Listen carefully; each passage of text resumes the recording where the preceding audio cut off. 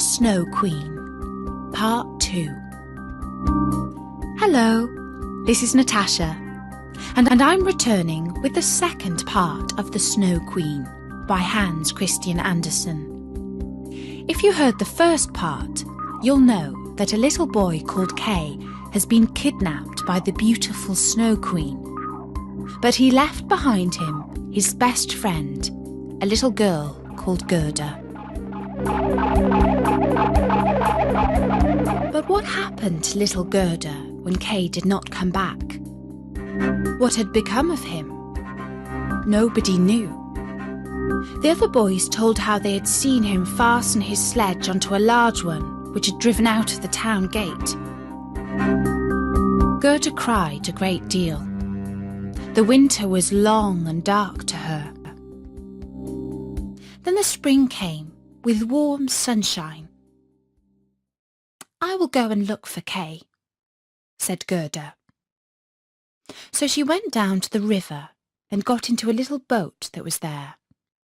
Presently the stream began to carry it away. "Perhaps the river will take me to Kay," thought Gerda. She glided down, past trees and fields, till she came to a large cherry garden, in which stood a little house with strange red and blue windows and a straw roof. Before the door stood 2 wooden soldiers who were shouldering arms. Gerda called to them, but they naturally did not answer. The river carried the boat onto the land. Gerda called out still louder, and there came out of the house a very old woman. She leant upon a crutch, and she wore a large sun hat which was painted with the most beautiful flowers. "You poor little girl," said the old woman, and then she stepped into the water, brought the boat in close with her crutch, and lifted little Gerda out. "And now come and tell me who you are and how you came here," she said. Then Gerda told her everything, and asked her if she had seen Kay. But she said that he had not passed that way yet, but that he would come soon. She told Gerda not to be sad, and that she should stay with her and take of the cherry trees and flowers, which were better than any picture book, as they could each tell a story. She then took Gerda's hand and led her into the little house and shut the door. The windows were very high, and the panes were red, blue and yellow, so that the light came through in curious colours. On the table there were the most delicious cherries, and the old woman let Gerda eat as many as she liked, while she combed her hair with a gold comb as she ate. Her beautiful sunny hair rippled and shone round her dear little face, which was so soft and sweet. "I have always longed to have a dear little girl just like you, and you shall see how happy we shall be together."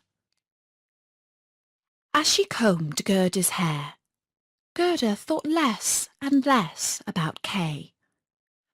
For the old woman was a witch, but not a wicked witch, for she only enchanted now and then to amuse herself.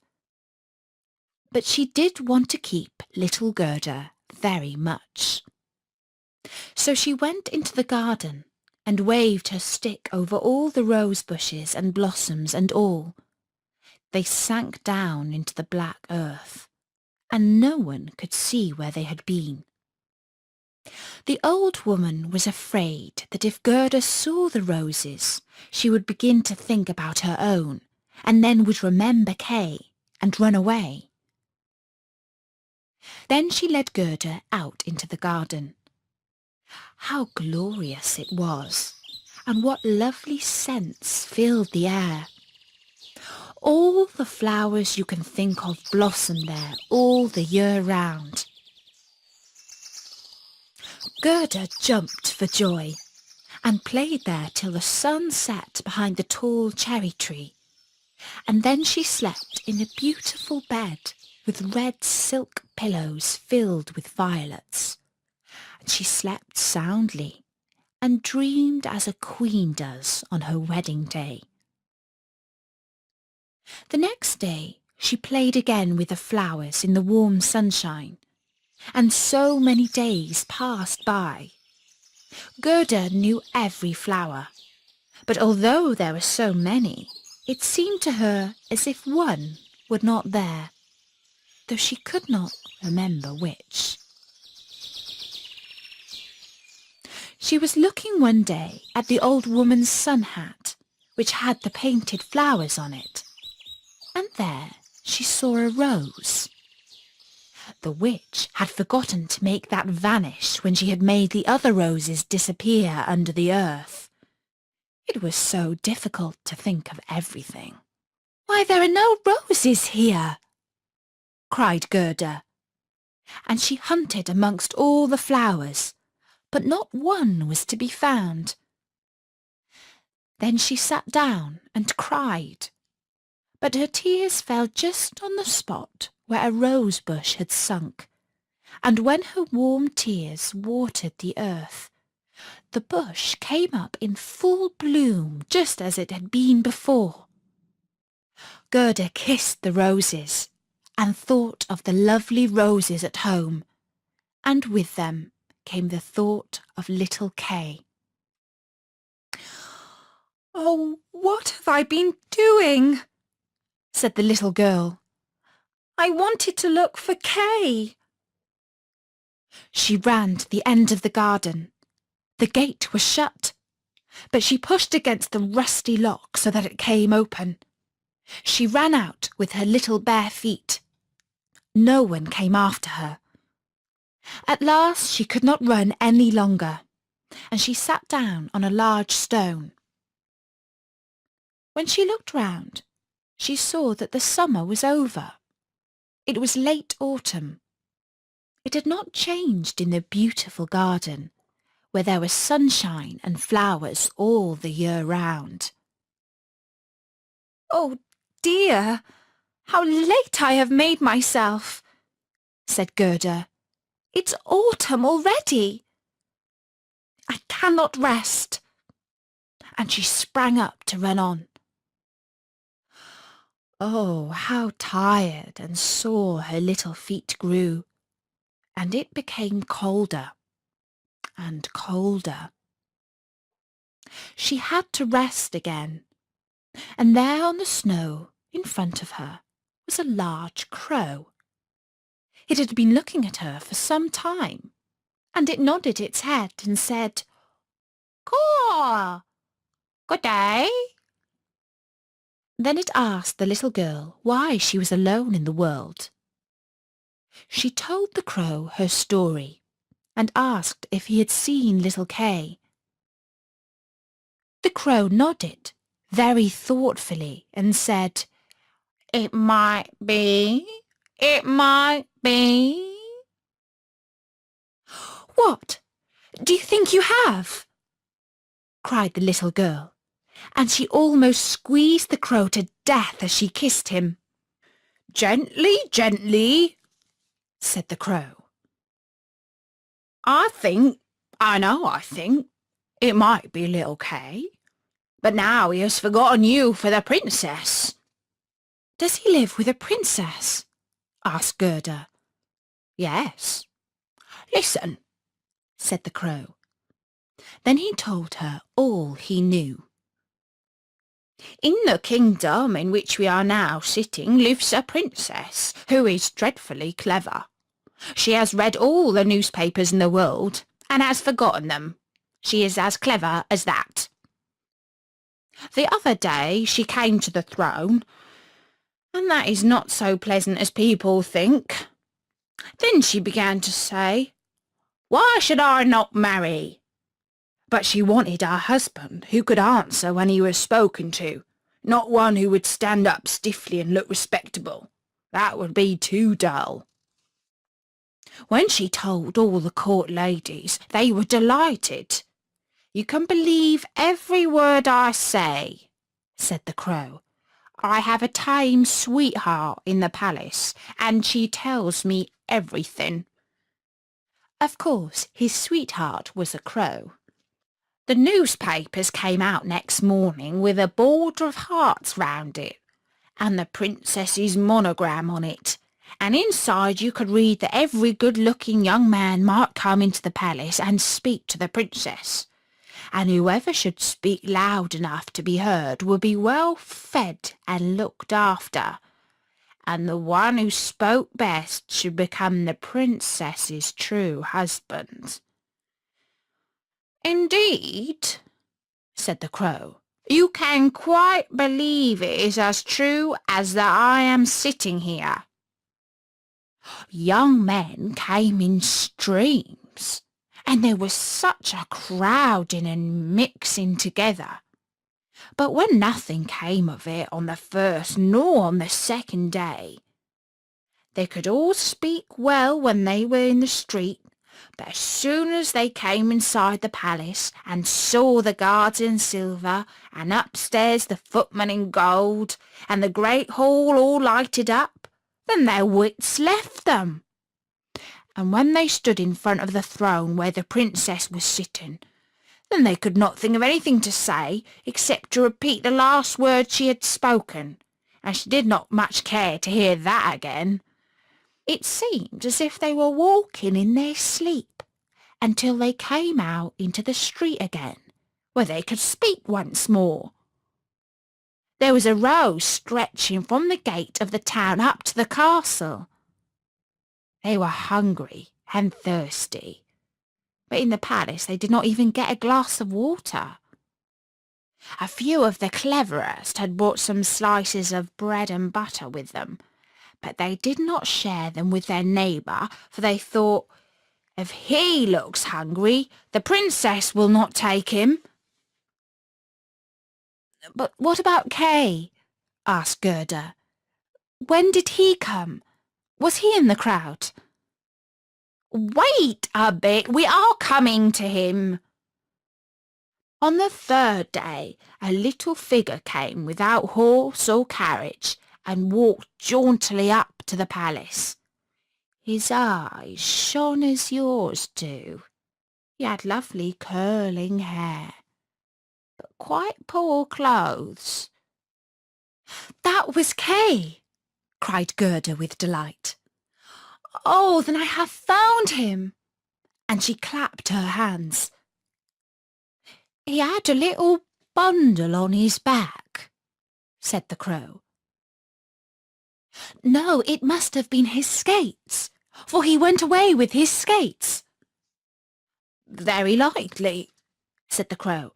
"I did not see for certain, but I know this from my sweetheart, that when he came to the palace door and saw the royal guards in silver and on the stairs the footmen in gold, he was not the least bit put off. He nodded to them, saying, 'It must be rather dull standing on the stairs. I would rather go inside.' The halls blazed with lights. Councillors and ambassadors were walking about in noiseless shoes carrying gold dishes. It was enough to make anyone nervous. His boots creaked dreadfully loud, but he was not frightened. "That must be Kay," said Gerda. "I know he had new boots on. I've heard them creaking in his grandmother's room." "They did creak, certainly," said the crow, "and not one bit afraid. Up he went to the princess, who was sitting on a large pearl as round as a spinning wheel. All the ladies in waiting were standing round, each with their attendants, and the lords in waiting with their attendants. The nearer they stood to the door, the prouder they were." "It must have been dreadful," said little Gerda.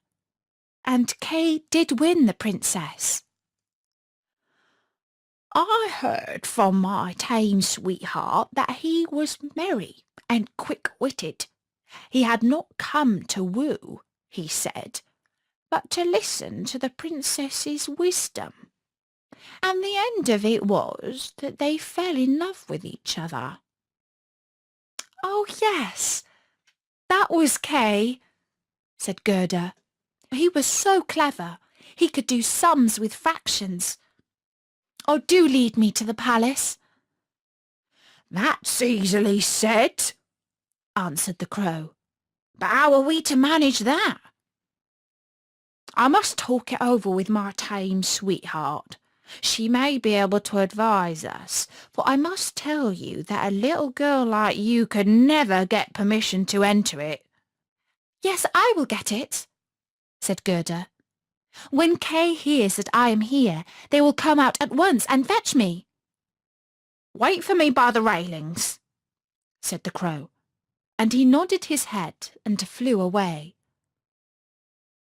It was late in the evening when he came back. Caw, caw, he said.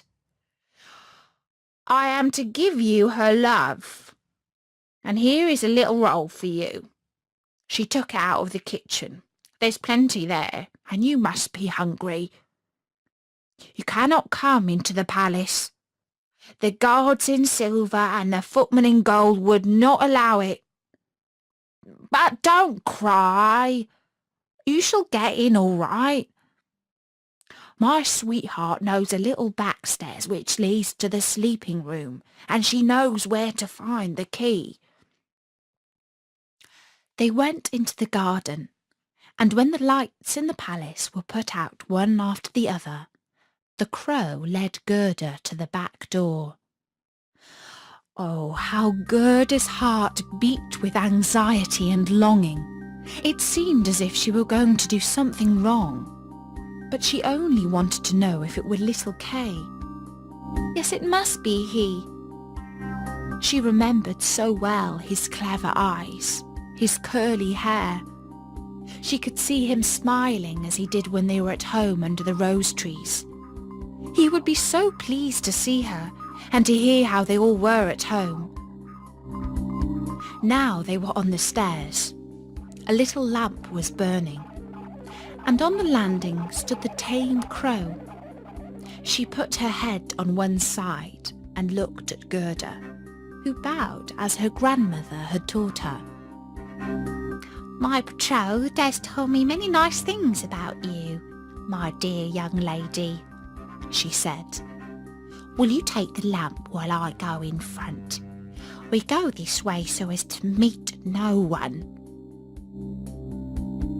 Through beautiful rooms they came to the sleeping room. In the middle of it, hung on a thick rod of gold, were two beds, shaped like lilies. One all white, in which lay the princess, and the other red, in which Gerda hoped to find Kay. She pushed aside the curtain and saw a brown neck. Oh, it was Kay! She called out his name loud, holding the lamp towards him. He woke up, turned his head and... Oh, it was not Kay. It was only his neck that was like Kay's, but he was young and handsome. The princess sat up in her lily bed and asked who was there. Then Gerda cried and told her story and all that the crows had done. You poor child, said the prince and princess, and they praised the crows and said that they were not angry with them, but that they must not do it again. Now they should have a reward. Would you like to fly away free? Said the princess. Or will you have a permanent place as court crows with what you can get in the kitchen? And both crows bowed and asked for a permanent appointment, for they thought of their old age. And they put Gerda to bed, and she folded her hands, thinking as she fell asleep, how good people and animals are to me. The next day she was dressed from head to foot in silk and satin. They wanted her to stay on in the palace, but she begged for a little carriage and a horse and a pair of shoes so that she might go out again into the world to look for Kay. They gave her a muff as well as some shoes. She was warmly dressed, and when she was ready, There in front of the door stood a coach of pure gold, with a coachman, footman, and postilions with gold crowns on. The prince and princess helped her into the carriage and wished her good luck. The wild crow, who was now married, drove with her for the first 3 miles. The other crow could not come because she had a bad headache. "Goodbye!" called the prince and princess, and little Gerda cried, and the crow cried. When he said goodbye, he flew onto a tree and waved with his black wings as long as the carriage, which shone like the sun, was in sight. They came at last to a dark wood, but the coach lit it up like a torch. When the robbers saw it, they rushed out, exclaiming, "Gold! Gold!" They seized the horses, killed the coachman, footman and postilions, and dragged Gerda out of the carriage. "She is plump and tender, Abuelita," said the robber queen, and she drew her long knife, which glittered horribly.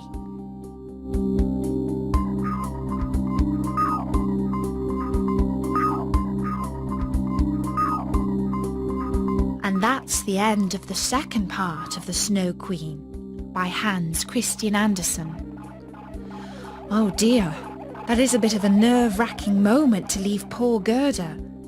But we'll just have to wait for the third and final part to find out what happens to her. All I can tell you is that it's a very magical and wonderful ending. So hang on and come back soon to storynori.com. Bye-bye!